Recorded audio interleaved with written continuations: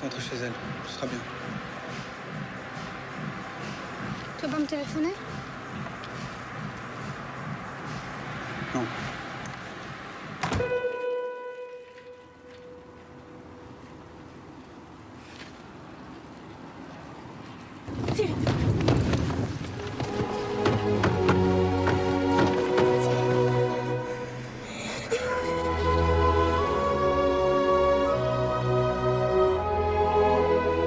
C'est trop pour moi.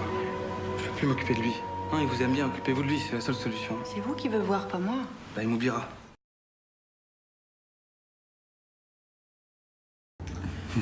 C'est l'histoire d'un garçon japonais qui nous a été raconté par un juge de la jeunesse quand on était au Japon pour présenter un autre film en 2002. Et elle nous a parlé d'un garçon qui avait pas de mère, ni de grands-parents, et qui avait été abandonné par son père à l'orphelinat. Et le gamin avait attendu son père des années. Et elle avait rencontré ce garçon à la majorité parce qu'il avait fait quelque chose d'assez grave. Et donc, il est en prison. Et on s'est souvenu de ce gamin dont nous avait parlé. Et on en a beaucoup discuté en disant si on pouvait raconter une histoire avec lui, sur lui, à partir de lui. Bon. Et puis, ça a pris des années. Et à un moment donné, on avait un scénario sur lequel on bloquait. Il n'y avait toujours pas de vélo. Hein. Et on bloquait sur un scénario avec une femme qui était médecin. Et on s'est dit, tiens, on pourrait peut-être essayer de les faire se rencontrer. Et puis c'est devenu, bon, est-ce que l'amour de cette femme pourrait ou non sauver ce gamin de la violence, de la colère dans laquelle il est, puisqu'il est abandonné. Et voilà. Et quand on a pensé à lui, alors qu'on s'est vraiment dit, il y a moyen, le vélo, il est venu tout de suite avec le vélo. Mais on ne savait pas encore que c'était le vélo que le père avait acheté, vendu, tout ça on ne savait pas, mais le vélo était tout de suite là, uniquement parce qu'on s'est dit, bon, qu'est-ce qu'un gamin pourrait avoir, un gamin abandonné, si vous voulez, le vélo, c'était comme une autre personne pour lui, c'était son ami, et en même temps, c'est sur lui qu'il passait sa colère. Et donc on le voyait faire des acrobaties et tout ça. Ça a un peu disparu, évidemment, en travaillant ça, mais voilà comment c'est venu. De toute façon, la réponse, elle peut être que imparfaite. Hein. Avec Thomas, on a beaucoup répété, lui tout seul, et puis lui avec tous les autres personnages et tous les autres acteurs avec lesquels il allait travailler.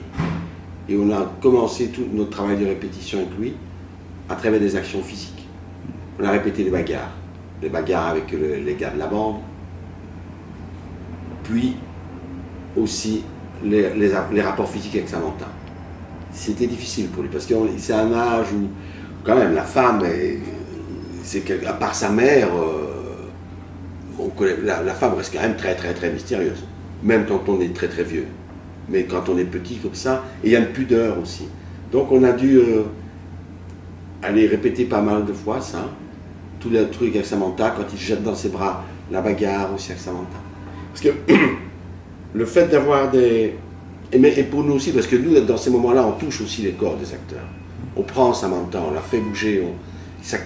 Il se passe quelque chose qui libère un certain nombre d'inhibitions que chacun peut avoir. Et la principale, c'est avoir peur d'être ridicule. On a tous peur d'être ridicule.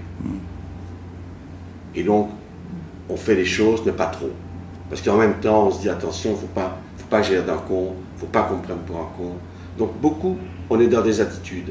Beaucoup de comédiens sont des attitudes, ils ne sont pas dans des gestes. Et beaucoup de metteurs en scène ne sont pas dans la mise en scène, ils sont dans des attitudes. Le cinéma, beaucoup, c'est ça. Et nous, on essaie d'échapper, enfin on essaye, voilà, d'échapper à ça. Et on travaille beaucoup tout ce qui est physique, tous les trucs sur le vélo, les chutes, monter dans l'arbre, les courir. On passe beaucoup de temps avec ça et je pense que ça a donné à Thomas confiance en lui. Et nous, ça nous a donné confiance en lui aussi. Et une confiance mutuelle. Et quand il y a une confiance mutuelle sur un plateau, je pense qu'on peut, avec la caméra, saisir des choses que normalement on n'arrive pas à saisir. Je pense que ça, c'est important. Et nous, la caméra n'est jamais un obstacle pour les comédiens. C'est la caméra qui s'adapte.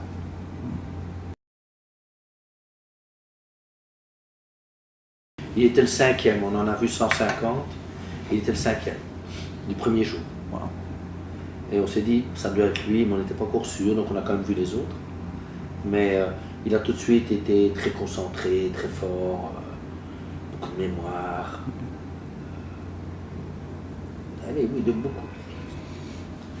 Et puis son corps était très fragile, ça nous intéressait aussi.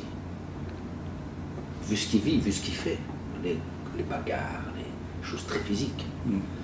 Il était petit, donc c'était un enfant. Il avait 13 ans, mais c'est quand même un enfant. Donc, et il avait aussi beaucoup d'intelligence. Il a tout de suite senti les trucs. C'est un gamin qui avait fait beaucoup de karaté aussi à son âge, et donc beaucoup de mémoire, du corps. Il y avait tout ça qui était là.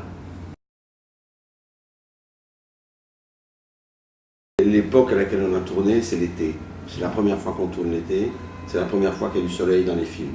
Je pense que ça a joué un rôle énorme pour le spectateur. Ça joue un rôle énorme.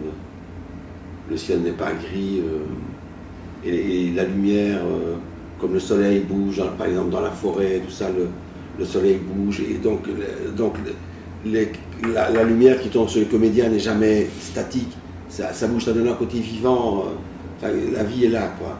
Donc ça, je pense que ça joue un grand rôle. C'est la première fois qu'on travaille avec un gamin, aussi jeune, qui est... voilà. Et puis par rapport à l'histoire de la caméra, nous, au départ, quand on commence à travailler, on ne sait jamais bien dans quelle direction on va. On a besoin, c'est pour ça qu'on a besoin de répéter. On a comme ça des intuitions, mais on a besoin de les mettre à l'épreuve et puis, bon, voilà, de travailler. Et il y avait la seule chose qu'on savait, c'est qu'il fallait qu'on soit simple, que les choses puissent respirer devant nous, sans que nous, on soit intrusifs. Voilà. Et que l'autre chose qu'on s'était dit, c'est que la caméra devait être à hauteur du regard de l'enfant, quand il est là. Et que le reste du temps, quand il rencontre des autres, il va falloir qu'on organise l'espace et notre mise en scène pour que de temps en temps on les découvre. Eux, on les découvre en morceaux et puis aussi en entier. Et que ça, c'était ça qui allait régler les tensions, les moments de relâchement, de flottement de la mise en scène.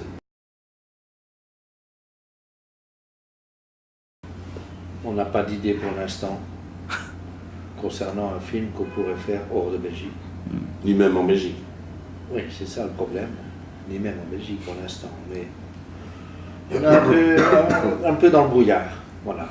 Il faut de temps en temps l'être, je crois. Mais il ne faut pas que ça dure trop longtemps. Non. Parce que les batteries des phares vont s'épuiser.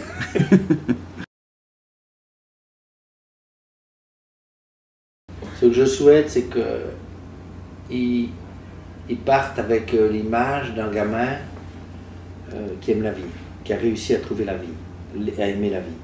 Parce que c'est ça le problème pour ce gamin, c'est que pour lui la vie c'est d'être abandonné par père, mère, puis sa grand-mère est morte, il est tout seul, solitude terrible à vivre.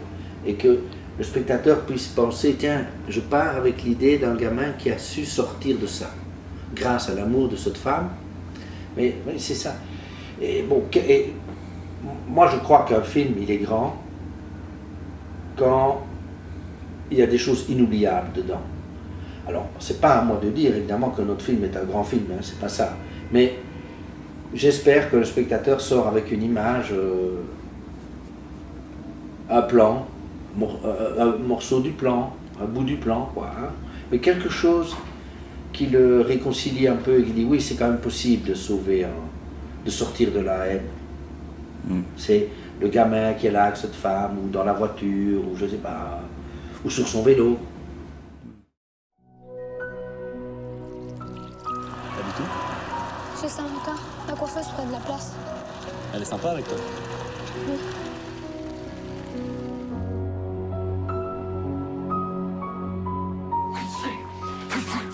C'est quoi?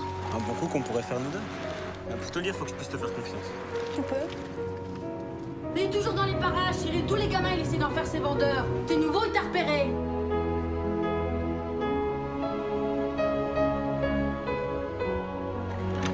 Cyril, reviens! Qu'est-ce qu'il y a? Je veux mon père. Je dis ça pour pas que tu sois déçu si jamais ça se passe pas comme tu rêves que ça se passe.